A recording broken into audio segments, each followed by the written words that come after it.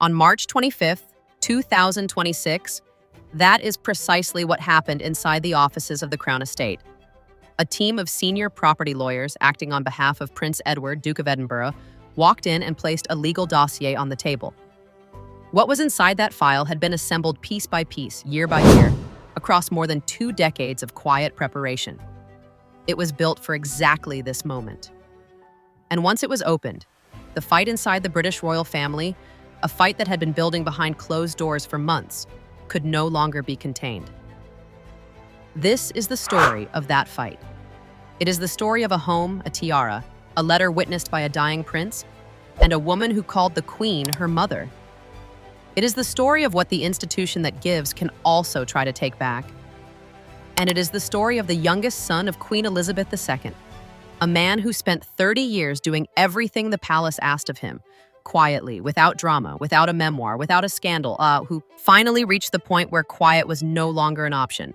Settle in. This story deserves the time it takes to tell it properly.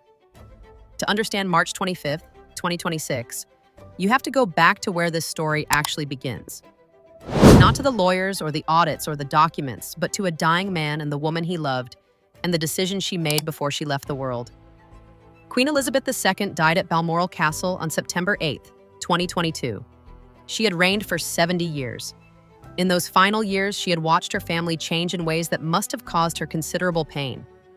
She had watched the fracture between Charles and Harry widen until it was unbridgeable. She had watched Andrew's reputation collapse under the weight of the Epstein scandal.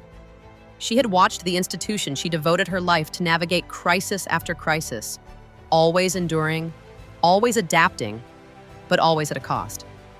And she had made decisions, careful, deliberate, documented decisions about who deserved what and about what should be protected for the long term. One of those decisions concerned the title of Duke of Edinburgh. As Hello Magazine and GB News both reported in November 2025, Prince Edward had been designated as the inheritor of that title for years before it was officially granted. It was not an impulsive gesture. It was a considered act of institutional continuity. That title had defined Prince Philip for more than 70 years. It was his life's identity. Elizabeth made certain it would pass to the one son who had remained steady throughout, who had stayed out of scandal, who had given the monarchy his loyalty without ever demanding anything dramatic in return. That promise was fulfilled in April 2023 when King Charles III officially made Edward the Duke of Edinburgh. But the title was only one half of what Elizabeth had decided. The other half was the ground beneath it. Bagshot Park is a Tudor Gothic mansion of 120 rooms, set within 51 acres of parkland inside Windsor Great Park, located near Bracknell in Surrey. It is not a modest home, it is not a convenient pied-à-terre. It is a statement of presence, a physical anchor for everything the Dukedom of Edinburgh is meant to represent.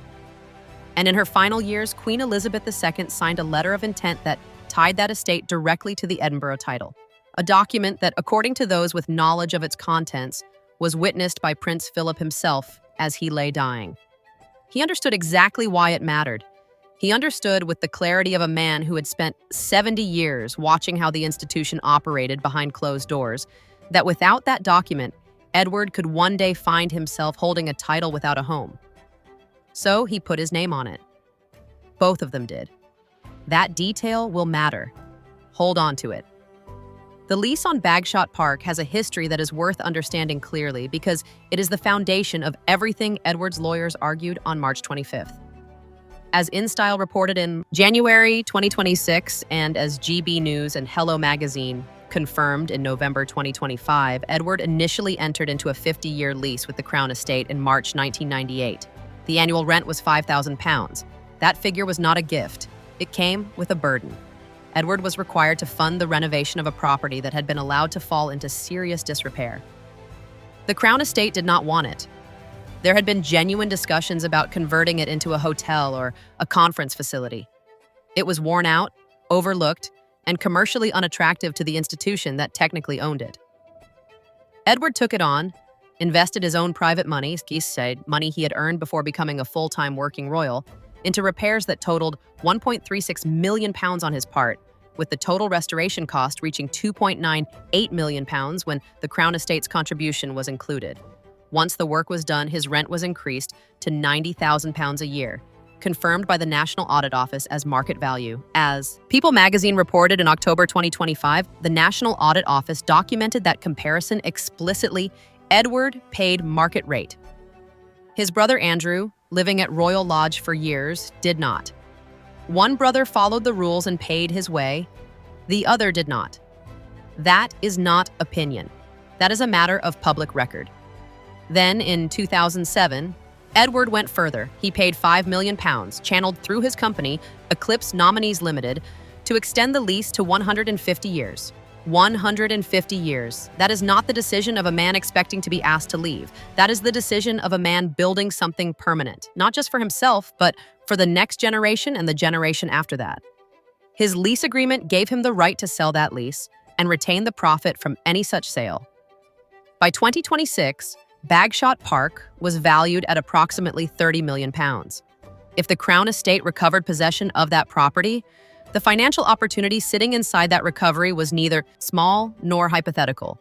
Edward and Sophie had also, as the Daily Mail, The Sun, The Telegraph, Hello Magazine, and multiple other outlets reported in March 2026, been subletting a converted stable block on the estate for up to £130,000 a year. Critics immediately called it inappropriate for someone paying what they described as a peppercorn rent. Edward's position, through his lawyers, was straightforward. His lease explicitly permitted the subletting of outbuildings. He was operating within his legal rights under terms the Crown Estate had accepted. But the attention the subletting controversy attracted in March 2026 was not entirely coincidental. It arrived at precisely the moment when pressure inside the palace was building toward a more fundamental question. Not whether Edward could let out a converted stable block, whether he should be in Bagshot Park at all. If you are finding this account as gripping as we believe it to be, please take a moment now to subscribe to this channel. We tell these stories with the depth and care they deserve, built on documented sources and honest research. Hit the subscribe button and the notification bell. It costs you nothing, and it means we can keep doing the work that stories like this one require. Now, let us talk about the tiara. Because the tiara is the part of this story that cuts deepest. Not because a piece of jewelry is worth more than a home, but because of what it represents and who gave it. In 1999, Queen Elizabeth II commissioned a tiara for Sophie on the occasion of her wedding to Prince Edward. It is known formally as the Anthemion Tiara, sometimes called the Countess of Wessex wedding tiara, and it was built using 4 antique diamond elements in a honeysuckle design drawn from Queen Victoria's private collection. As Town & Country magazine has documented, and as Tatler confirmed in March 2026, it was the piece Sophie wore on her wedding day and the piece she returned to more reliably than any other in the years that followed. For a woman who was never given the kind of open access to the grand state tiaras that some other senior royals enjoyed, Sophie occupied a position in the royal hierarchy that was never placed at the very center. The Anthemion tiara was not merely a favorite. It was, in a very real sense, the piece she had been given as her own. So when a palace official arrived earlier in 2026 with what was described as a routine jewelry audit, a heritage review, a national collection check, a matter of institutional tidiness, the target of that audit was not random. It was the Anthemion tiara, and the argument being advanced, quietly but with the full weight of palace bureaucratic language behind it, was this. Because the tiara incorporated gold and stones from Queen Victoria's era, it could be classified as crown property. As a crown asset, it would need to be held in the central royal vault and made available only for official use, on loan, with permission required for each occasion. The message beneath that bureaucratic language was not subtle. Sophie would no longer own the tiara she wore on her wedding day. She would have to ask permission to wear it. That argument came from the office of Queen Camilla. There is a history that surrounds this kind of action, and it is a history the public has not forgotten. After Princess Diana died in August 1997, a diamond and emerald necklace that had been given to her by the Queen Mother on her wedding day in 1981 was returned to the royal vault. That should have been the conclusion of that story. Instead, the necklace was later taken out, redesigned as a brooch, and worn publicly by Camilla. The reaction when the public understood what had happened was immediate, sharp, and lasting. It shaped the way many people viewed Camilla's relationship with Diana's memory for years afterward. That memory did not fade. And now, in 2026, watching the same institutional mechanism being turned toward a piece of jewelry that had been personally commissioned by Queen Elizabeth II as a wedding gift for the woman who would become her closest daughter-in-law, something in the atmosphere inside the palace changed. Because the logic, if it were allowed to stand, was dangerous far beyond Sophie's tiara. If antique elements incorporated into a personal gift could retroactively reclassify that gift as crown property, then the same argument could be applied to dozens, perhaps hundreds, of personal gifts made by the late Queen across 7 decades. It would not stop with Sophie. It would reach across the entire family. And in the hands of those who understood its implications, it could reach back toward Camilla herself, whose own jewelry collection draws extensively from royal sources. Edward's legal team saw that immediately. But before the lawyers could fully frame their response, something even more significant happened. Edward's team produced a deed of gift, signed by Queen Elizabeth II in 1999.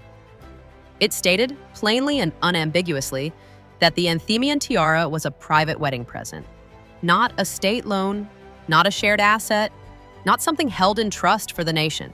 A personal gift given by a grandmother-in-law to a daughter-in-law belonging to the recipient entirely. Elizabeth had also, around the same time, awarded Sophie the Royal Victorian Order, an honor given personally by the sovereign for direct committed service. The Royal Victorian Order is not distributed casually. It is not given to people on the margins of royal life. It is given to people whom the monarch trusts and values. Taken together, the deed of gift, the order, the 25 years of public service that followed. The picture Queen Elizabeth II had painted of how she regarded Sophie was not ambiguous. And there was one more detail, smaller in legal weight, but larger in human significance. At a reception at Buckingham Palace, Sophie had been speaking in a room full of senior royals and guests. In the middle of that occasion, she turned toward Queen Elizabeth II, and the word that came out was not ma'am, it was mama. It slipped out, unscripted, unrehearsed, in a setting where every word is usually managed. And in that one unguarded moment, 20 years of relationship revealed itself. The woman who had signed that deed of gift, the woman who had given her that wedding tiara. That was the woman Sophie called her mother. Now another woman was trying to take that gift away. Edward was not going to let that stand. When Princess Anne walked into the meeting that took place that afternoon inside Buckingham Palace, she was not arriving as a neutral party. She was not arriving to mediate. She was arriving to defend something. And to understand why that mattered so much, you have to understand what had happened between Anne and Sophie over the previous 5 years. They were not always close. For much of their overlapping royal lives, there was a respectful distance between them. Anne keeps her own counsel. She always has. She does not perform warmth she does not feel. If she is not comfortable with someone, she does not pretend otherwise. That is one of the qualities that has made her, after 75 years of public life and more than 400 official engagements in a single year, as Hello Magazine documented in January 2026, the most trusted figure in the working royal family. Then, in April 2021, Prince Philip died, and the structure of the family changed. Sophie had visited Windsor Castle several times a week after Philip's death to sit with the Queen, to keep her company, to be present in the way that the person who was simply there can be present. As a source told Now to Love, at the time that Sophie and Anne never spent much time together, but since Prince Philip died, they've seen each other nearly every day.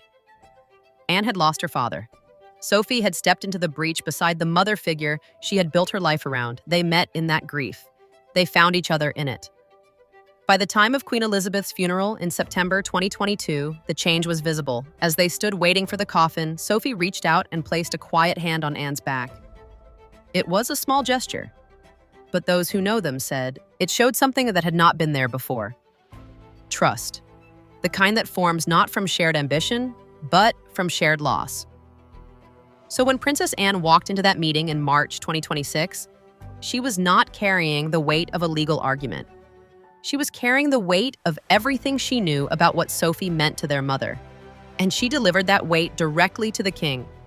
She told Charles that if he allowed personal gifts given by their mother to be questioned, reclassified, and reclaimed by institutional audit, then the word of a monarch would mean nothing. And then she delivered the line that reportedly stopped the room. If our mother's signature on a deed of gift is not worth the paper it's written on today, then your signature will be worth even less tomorrow. That is not a legal argument. It is a constitutional warning. A king's authority rests on the trust that people place in the institutions he represents and in the binding nature of his own word. That trust does not belong to him alone. It is inherited from every monarch who came before him. Break it with one deed, and the fracture runs backward through history and forward into everything still to be signed. Anne had reviewed the Bagshot Park documents herself. She knew exactly what Edward had paid, what he had agreed to, and what the Crown Estate had accepted. Her position was precise.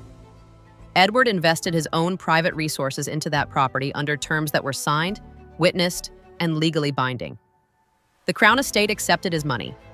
The institution took what he offered and locked him into obligations that he has met every year since. That is a contract. Contracts do not dissolve because a king decides it would be more convenient if they did. She made one more point, and it was the one that landed hardest of all. This was not two separate disputes. The tiara and the house were the same fight. Both were things their mother had personally given. Both were backed by signed documents, and both were now being challenged using the same logic, that the institution could revisit and reclaim what the previous monarch had decided. Accept that logic in one case, Anne argued, and the door was open to apply it everywhere. Nothing Elizabeth signed would be safe. Every gift, every lease, every private arrangement she had made across 70 years of reign would become subject to review. And she said one more thing, something more personal than any legal argument she had made. She told Charles that she had watched this before. She had been close to Diana. She had watched how Diana's position inside the monarchy was slowly, methodically reduced. The removal of her HRH status, the isolation, the erosion of support until the woman who had given everything to the institution found herself with nothing it was willing to protect. Different person, same pattern. She was not going to be silent this time. Before she left, Anne issued a final warning. If the pressure on Sophie did not stop, she would initiate a full audit of the Queen's household. Not a symbolic review, a real one. Staffing, expenses, allocations, every financial detail connected to Queen Camilla's office laid out in full. Anne is the one member of the family with the standing, the credibility, and the will to make that threat real and be believed. Her decades-long record of financial discipline and institutional accountability make her, in the words of body language expert Darren Stanton speaking to Pure Wow in March 2026, one of the two royals who represent the stronghold of the monarchy. When she says she will expose something, people listen. And there was a final element she raised that had nothing to do with property or jewelry. There had been quiet pressure building from the direction of Queen Camilla's office to accelerate the timeline by which James, Earl of Wessex, and Lady Louise Windsor would transition to fully private status, stepping away from their protected royal position earlier than planned. Anne shut that down without hesitation. She had made her own choice about her children, Peter and Zara, decades ago. She had decided they would lead private lives. But that was her decision, made freely on her own terms. What she was seeing now was not a decision, it was coercion, and that was a line she would not allow to be crossed. We are building toward the conclusion of this story, and before we get there, we want to hear from you. These are not abstract royal politics. This is a family navigating loss, loyalty, money, and power in ways that have real human consequences for real people. Leave your thoughts in the comments below. We want to know what you think about what Edward and Sophie are fighting to protect. And if you have not yet subscribed to this channel, please do so now. Every subscriber tells us that the care we put into stories like this one is worth it. You are why we do this. Now, let us talk about what happened after the meeting, because the fight did not end with Anne's warning. It moved deeper. King Charles's own legal team reviewed the complete dossier Edward's lawyers had assembled. Every document, every signed agreement, every financial record, every piece of evidence that traced the history of Bagshot Park from the moment Edward first entered into his lease in March 1998 to the £5 million extension he paid in 2007 to the documented market rate rent he had been paying since. Their conclusion, delivered in writing, was unambiguous. Edward's position was virtually unbreakable. No royal order, no institutional directive, no decision from any office within the palace could override what had been signed, witnessed, and legally established. The Crown Estate had accepted his money. The terms were binding. As a legal matter, Charles had already lost. But perhaps the detail that hit hardest was not the lease. It was Philip's witness to Elizabeth's letter of intent. Charles had known that his mother had always been protective of Edward and Sophie. He had known where her loyalty sat. What he had not known was that his father, in his final days, aware of what was coming, understanding with the precision of a man who had navigated the monarchy's internal politics for 7 decades, had formally placed his name on a document designed to protect his youngest son from exactly this kind of pressure. Elizabeth had decided. Philip had confirmed it. This was not the decision of one person who was gone. It was the decision of both of them, and neither of them was available to be argued out of it. By late on March 25th, 2026, the formal note came. From the office of the Master of the Jewel House, directed to Sophie, Duchess of Edinburgh. Short. Direct. No ceremony, no apology, no acknowledgement of what had been attempted. The Anthemion Tiara would remain under her exclusive private control. At the same time, the review of Bagshot Park was quietly closed. The official language described it as recognition of the Edinburgh household's role in maintaining the estate. But no one inside the palace misunderstood what those words actually meant. The crown had stepped back. Everything Edward held, the title, the home, the tiara, remained exactly where Elizabeth and Philip had placed it. And that note, short as it was, will sit in the royal archives long after every person involved in this dispute is gone. When it is read in the future, its meaning will be plain. A claim was made. It failed. The institution was required to put that failure in writing. But the outcome did not bring peace, it brought clarity. And clarity, in a family built on the management of ambiguity, can be the most disruptive thing of all. Because what March 25th, 2026 produced was not a resolution. It produced a record. It produced 2 sides, now clearly defined, and a divide between them that is no longer deniable. At Buckingham Palace, the vision of the monarchy that Camilla and Charles have been pursuing, tighter control, centralized authority, a streamlined structure that brings everything under palace oversight, continues.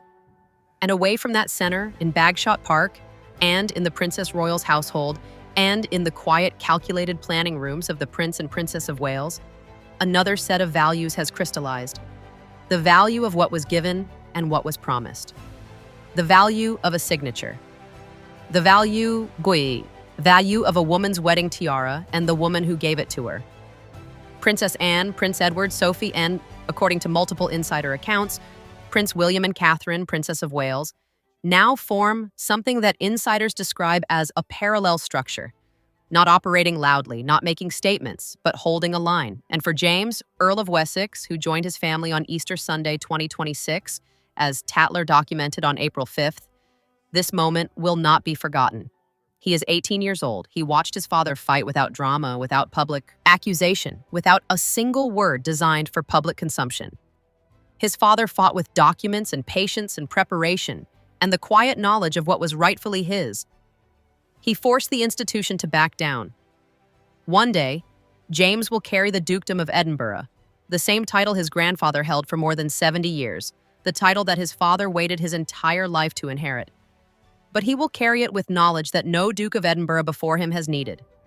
He will know that the institution that gives can also try to take back. And that knowledge will shape how he stands inside that system for as long as he lives. As for the king himself, he has his monarchy. He has his structure. He has his authority. He will stand at the head of state occasions and the cameras will show a family standing together. But somewhere in Surrey, in a 120-room Tudor Gothic mansion on 51 acres that he paid to restore and paid to secure and paid to keep, Edward knows the truth of what happened. And Charles knows that Edward knows. What was built between them saw the quiet trust of 2 brothers who lost their parents, who watched their family reshape itself around scandals they did not cause and crises they did not choose. That is not something that repairs itself with a note from the master of the jewel house. That loss does not show on paper. It does not appear in official photographs or palace statements. But it will show over time, in the careful distance that settles between people who once trusted each other and no longer do, in the formality that replaces warmth when warmth has been used as a weapon. Queen Elizabeth II knew her children. She knew what Philip knew. She signed those documents because she understood that one day the institution would test what she had decided. She made sure that test would fail. She was right. It did. And somewhere beyond the reach of every audit and every legal challenge and every quiet suggestion that perhaps things should be revisited, the word of that woman still stands. Not because the palace chose to honor it, because the people she trusted most made absolutely certain it could not be ignored. If this story stayed with you today, if it gave you something to think about, something to feel, please share it with someone who follows the royal family as closely as you do. Leave your thoughts below. We read every comment, and we value every one of you who takes the time to engage with stories told this way. And please subscribe if you have not already. The British monarchy is entering one of the most consequential periods in its modern history. We will be here to tell every chapter of it with the care it deserves. The fight may be over on paper, but the story is far from finished.